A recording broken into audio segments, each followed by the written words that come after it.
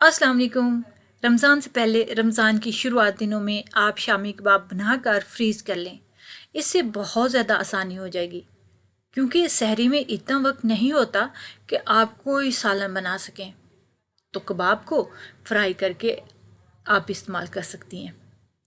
रमज़ान के 15 दिनों में जितना भी बेसन आपके इस्तेमाल में होना है या आपने इस्तेमाल करना है, इसको पहले से ही छान कर रख लें ताकि रोज़ाना इस्तेमाल करते वक्त आपको बेसन को छानने की झंझट ना पड़े। अगर आप पूरे रमज़ान का बेसन तैयार करके रखेंगे तो इसके अंदर कीड़ा लगने का भी ख़तरा है। इसलिए आप बस 15 दिन का ही बेसन लाकर इसको छानकर किसी एयर टाइट कंटेनर में रख लें।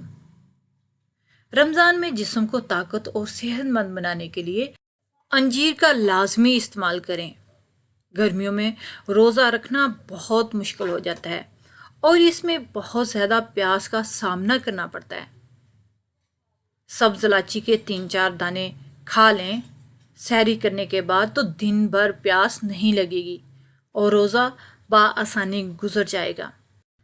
नमाज तरावी या दूसरी कोई भी इबादत के लिए अगर आप घर से बाहर अफ्तारी के बाद जाते हैं तो पानी की बोतल साथ रख लें और थोड़ा थोड़ा पानी पीती रहें ताकि दिन भर जो पानी की कमी जिस्म में हो जाती है वो भी पूरी हो जाए। रमज़ान में वक्त को बचाने के लिए पहले से मुर्गी लाकर अच्छे तरीके से साफ़ कर लें और उसको मसाला लगाकर अपनी ज़रूरत के मुताबिक पैकेट बनाएं और इन सब को फ्रीज़ कर लें ताकि आपको जल्दी पकाने में आसानी हो। पकौड़ों को बनाते वक्त अगर बेसन में थोड़ा सा लहसुन पेस्ट डाल लें तो जायका बहुत अच्छा हो जाएगा और हजमी और भादीपन भी नहीं होगा। मज़ेदार फ्रूट चाट बनाने के लिए अगर कभी ऐसा हो कि अगर आप चाट में डालने के लिए रसीला फ्रूट ना हो तो किसी भी फ्रूट का थोड़ा सा जूस डाल दें और डब्बे का जूस भी आप इस्तेमाल कर सकती हैं। इस तरह फ्रूट चाट फ्रेश रहेगी और बहुत मज़ेदार बनेगी।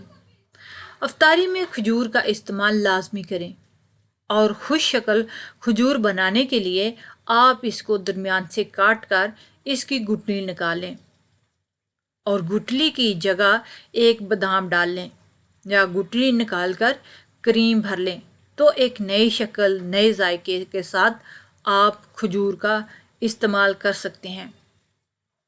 अगर आपका ब्लेंडर या चॉपर अच्छे से काम नहीं कर रहा तो इसके अंदर नमक डालकर 2 से 3 मिनट चलाएं। चॉपर और ब्लेंडर दोनों के ब्लेड तेज़ हो जाएंगे। अफ्तारी में तली हुई एशिया तलते वक्त अक्सर तेल के ऊपर झाग सा आ जाता है। इसके लिए तेल में चुटकी भर हल्दी डाल दें तो झाग नहीं आएगा। रमज़ान में आप लहसुन और अदरक का पेस्ट बनाकर बर्फ़ बनाने वाले क्यूब में डालकर फ्रीज़ कर लें। फिर इनको निकाल कर आप किसी प्लास्टिक जिप पैक में रख दें। इस तरह बहुत सारी आसानी पैदा हो जाएगी। पूरे रमज़ान के इस्तेमाल होने वाले प्याज को एक साथ ब्राउन करके पैकेट बनाकर फ्रीज़र में फ्रीज़ कर सकते हैं। उम्मीद करती हूँ कि आपको वीडियो अच्छी लगी होगी। अगर लगी है तो प्लीज़ सब्सक्राइब करते जाएं, मेरे चैनल को लाइक भी कर दें। अपना ख्याल रखिएगा। अल्लाह हाफिज़।